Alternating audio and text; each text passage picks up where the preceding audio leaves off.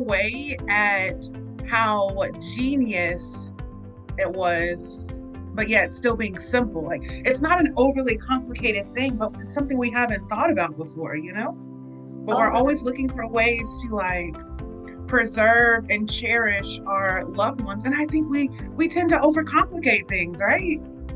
We make it so complicated. And this is so like brilliant in the simplicity of it, but it's so impactful. And I love that.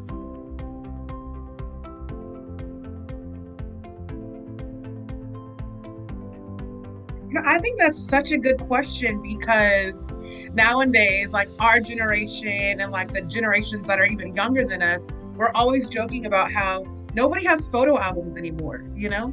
So like if you don't have the images on your phone, how are you sharing those? And a lot of times when we're thinking about memories with our loved ones, you want to pull up an image and you don't have that readily available. Not everyone's going to have that same image, that same memory.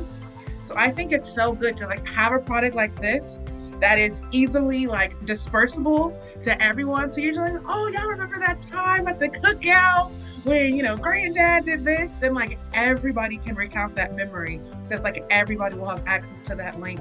And then now you're forming new memories with your existing loved ones that you still have. And so their legacy is kind of living on further through those through something like Flipuary, So I think that's good because I'm a scrapbooker. I was one of those craft girlies. And so I have like all these scrapbooks down on my shelf behind me. And it's like, nobody's seeing that but me, Like I can flip back through it and like, God forbid when I lose someone close to me, like I can look through that. But I don't have a way to like really share that with anyone else,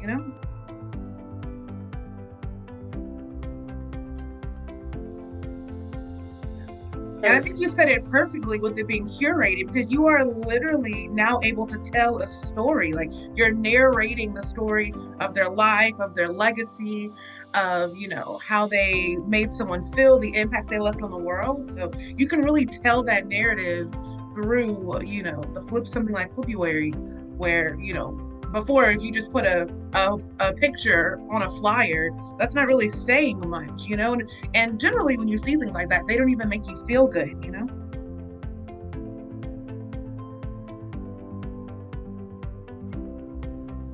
right? It does not like elicit feelings of happiness when you're looking at it. Especially people are generally trying to save money when you're looking at those things, so they're like black and white, the photo's kind of grainy.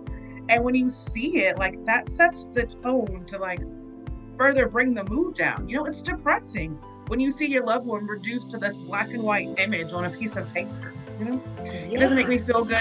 I don't think of them in a positive light. I just feel the sadness, the weight of the room, So to have something that's in color, that's almost alive, almost like you're preserving their life in a digital format, you can feel, you can feel joyous, like you can celebrate. It can actually be a celebration of life and not just like a burial, I think also another thing that's sort of depressing about the traditional way of preserving a loved one is the fact that funeral planning has almost become like very structured process, in the way that, okay, first you do this, then you do this, then you do this.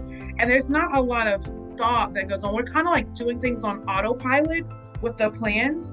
And so there's not a lot of curation that goes into the storytelling, that goes into the choice of the image. Everyone's just trying to say, who has the nicest looking photo? I've heard that from my family, like, okay, who has the best looking one?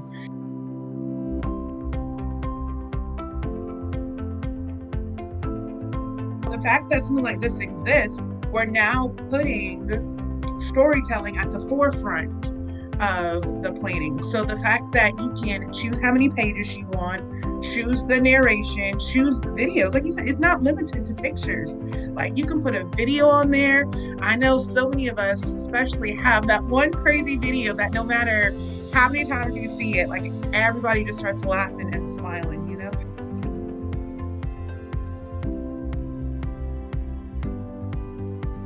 actually like truly celebrate, because people say that, but how many times do you actually feel like you're celebrating life when you go to a funeral? it's very rare.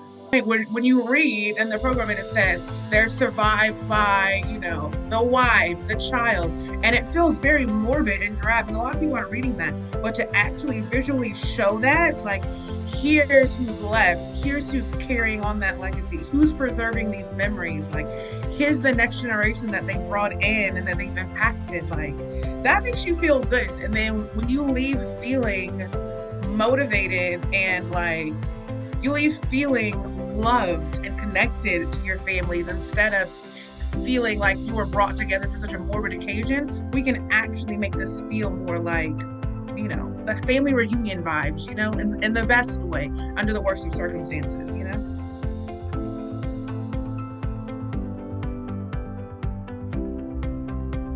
A lot of people are already doing what you've mentioned, but like on Facebook, people are trying to post memories or post pictures on the anniversary.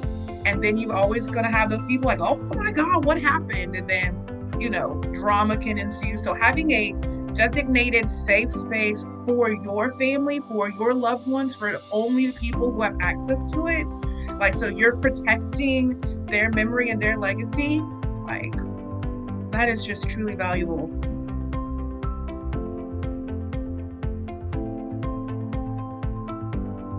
So a lot of times I know families are trying to bring awareness to a certain event as a result of that death.